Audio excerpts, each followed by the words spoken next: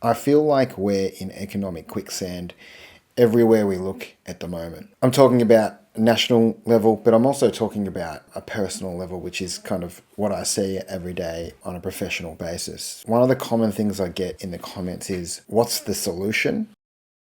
I know I've talked about this before, but I want to take a bit of a deeper dive, or I want to have a bit more of a chat about this. This what's the solution bit gives us a bit of a tell on the mentality, or it gives me a bit of a tell on what I think is the mentality of what kind of individuals believe within the economy. It's not really easy to explain, but I'm going to have a go at it. And it's important that, well, if a lot of individuals are thinking this, then their behavior and then therefore the economy is going to reflect some of these beliefs. I want to start with me drinking in my shed with a mate. And we were talking about housing and all the other problems of the world, as you do. I was doing my spiel on negative gearing, how kind of my belief is that the amount we get out of negative gearing, we can take that money back and spend it in better ways. This isn't a video on negative gearing, however, you guys out there in my audience are pretty well versed on what it means. We'll save that debate for another time. Anyway, my point in the video was that I think we could just do better at taxing and we can incentivize people better. If we took away negative gearing, that means people would be hurt. And it's true, right? If we took away negative gearing, there would be supply that comes off the market in the short term, and there'd be a whole bunch of other effects. But my response to him in that conversation was, yeah, whatever we do, there's going to be some pain to be had.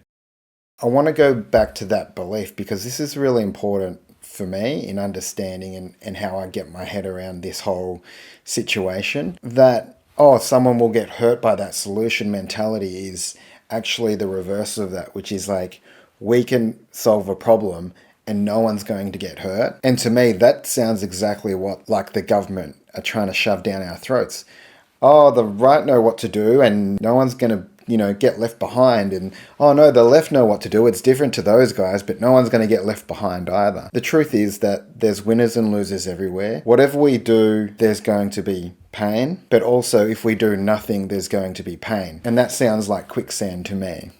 Drilling down a bit further, I think it's an example of how we've been conditioned to believe we will just get this fixed because we went through decades of unnormal amounts of prospering, let's call it that. Now people, they just expect that they can get what they want. I think this kind of mindset has come at the same time where we have that everything now society. I think there's very little comprehension that maybe we need to take 2 steps back to take 1 step forward, and that maybe, just maybe, that could be a part of the solution. That's why I think it's economic quicksand. I hope I've explained that well, and the best way I can describe it at this moment, or how I've been thinking about it, is that we're in the economic quicksand. I'm going to talk about a few major problems, but I don't want to go too much into all of the major problems because I've talked about that on this channel a lot, and you can find that right now all over YouTube or social media. Let's start with the debt. A few basic points. In 2004, the residential home loan market was about 600 billion.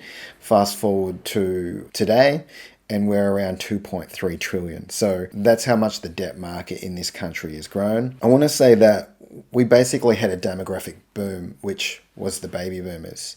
And what has happened, I feel, is as they've retired and as they're demanding less and less from the economy, rather than be more productive, what we've done is we've relied on more debt to keep up our standard of living. Talking about productivity, red tape has basically ruined that. Bureaucracy, overregulation, it's at a point now where it feels like it's choking for a lot of small business owners in this country. In the last 20 years, Australia's productivity growth has halved. Small business compliance costs have exploded, and the average small business now spends, apparently, more than $90,000 a year meeting government regulations and paperwork. And one more on this red tape thing. The public sector employment has grown almost 3 times faster than private sector job creation since 2020. And to be honest, that stat feels a little bit low. It feels a little bit understated. But the point is that the public sector employment is growing a lot because the red tape and the bureaucracy is growing a lot.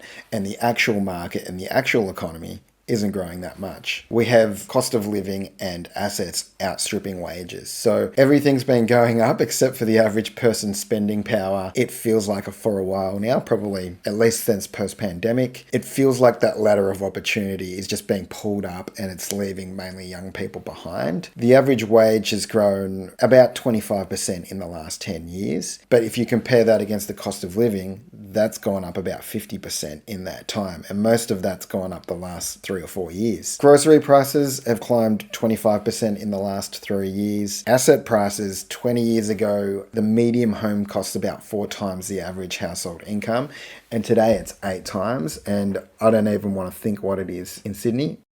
As I said, that ladder is getting pulled away, and that ladder could be home ownership. Australians in their 30s, the home ownership rate's fallen from 58% in 2006 to 45% today. So it's 20 years sounds like a long time, but it's actually not really. If you extrapolate that out another 20 years, it means the home ownership rate for people in their 30s is going to be, 32%. So I want to talk about this economic quicksand because I feel like the last few years since COVID especially, more and more people feel like, oh shit, I'm stuck, I'm in the economic quicksand. I talk about these stats all the time. I'm going to repeat them. I'm sorry if I sound like a broken record, but we've got 30-year home loans. We've had them for a long time. The term 40-year home loan is coming more and more into the paradigm of our debt-based society. I can see that as a mortgage broker. It's coming more and more and more. It might not feel like it to the average person out there, but it's there. The average age of a first home buyer is 37 years old.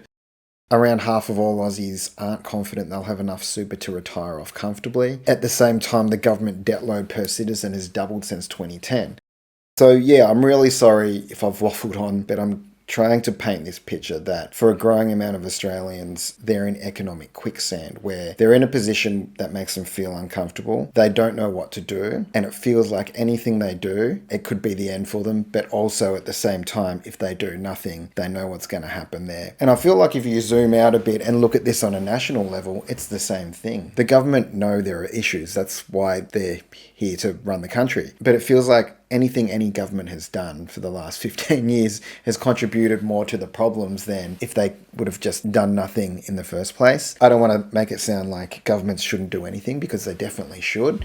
I'm just saying all of these property solutions seem to end up in more expensive property and having that ladder, as I said before, pulled away for most people.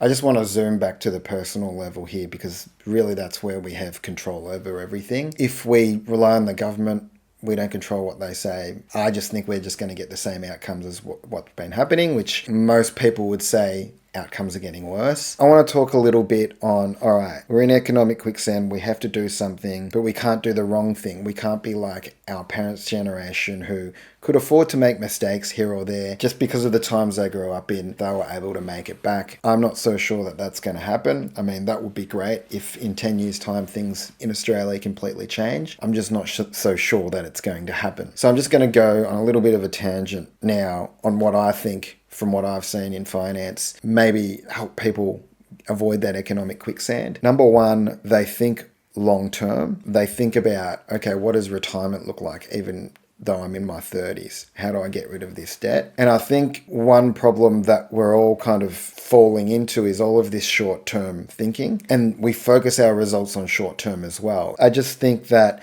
people need to zoom out. And I talk about compound a lot. You don't need to do a lot of crazy stuff over a whole lifetime to let compound kind of help you out. However, I feel like people will do something and then, they'll just change their mind because it didn't work after a year. However, I'm of the opinion that it takes a whole lifetime to get what you want financially, especially if that's not where you start. So I'll give you an example. A lot of people, I was going to say so many, but a lot of people that come to me and say, I want to buy a home. I've got my savings in crypto. I'm not joking. Alt season's coming. I've heard this for a couple of years. Alt season's coming. And then my deposit is going to be 5 times bigger. And then I'm going to be able to buy a house. It's not the greatest long-term thinking because how can you be so sure that money you've got in crypto right now will get you that property at the end of the day? It's not really a long-term strategy for most of those people. I'm not saying that you can't make smart moves investing in crypto. I'm not talking about investments or advising here. I'm just saying these people probably aren't thinking long enough and don't have a good enough strategy to help them get what they want. Smart people use experts. Gratuitous plug here. If you need help with debt, speak with me. I'm an expert in home loans. But if you need help with wealth creation, speak with a financial planner. I'm not saying use a financial planner, although I do advocate for that. But the amount of people who have never even spoken with a financial planner absolutely boggles my mind. Likewise, another example is if you want to buy an investment property, speak with a buyer agent that has national exposure and can give you the best chance of buying the best property. It's a very basic concept. Speak with the experts. Other thing I wanted to talk about is they take a responsibility. They take the time to learn enough to make a decision. And once they make that decision, there's no dilly-dallying around. Like, I'll have a lot of people that come to me, they want to do something. You would assume that they've seen a mortgage broker and gotten a pre-approval. You think that, okay, they'll go and buy something. I've seen many people go through all of that, and then 12 months later, they still haven't bought, and the market went up 100 or 200 grand, and they're now priced out. Yeah, that's from that indecision.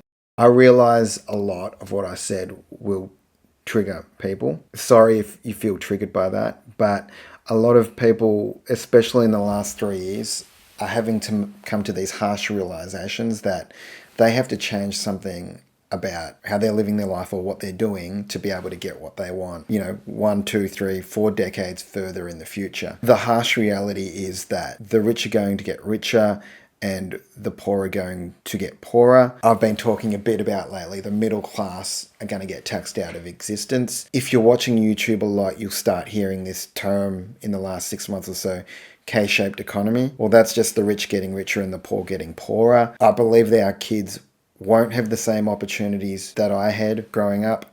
I hope that's not the case, but I kind of feel like I could basically buy a house on my own without any help from mum and dad or anyone. I could start a business. I could buy investments. I don't think our kids are going to have that sort of future. So for me, taking that responsibility means being able to look decades into the future and actually try and help your family out. Again, I know that's really uncomfortable, but that's why I make this content. A guy asked me the other day, another financial professional, when they tell business people to do YouTube stuff, they go pick a niche and then, you do content for that niche. And I said, I basically don't have a niche. I just kind of talk about what I think is important. And he's like, why are you even doing it then? And I said, well, he's got a young family as well. And I said, you know what I don't like? I don't like watching young families, average first home buyer age 37, get into 30 years of debt, knowing that they'll have to work, both parents have to work in their job, and if they're lucky, they'll get rid of that home loan before they're 60. By that time, their kids are going to be adults. I don't personally like that. I think the most valuable thing that we have is those family connections and those social connections. And I think we've basically monetized our society and that's all we value. And I think ultimately that is a bad thing. So that's why I do the content. Yeah, it'll be really interesting to see how we go with the comments below. If you do need help with a home loan, get in touch with me. If you really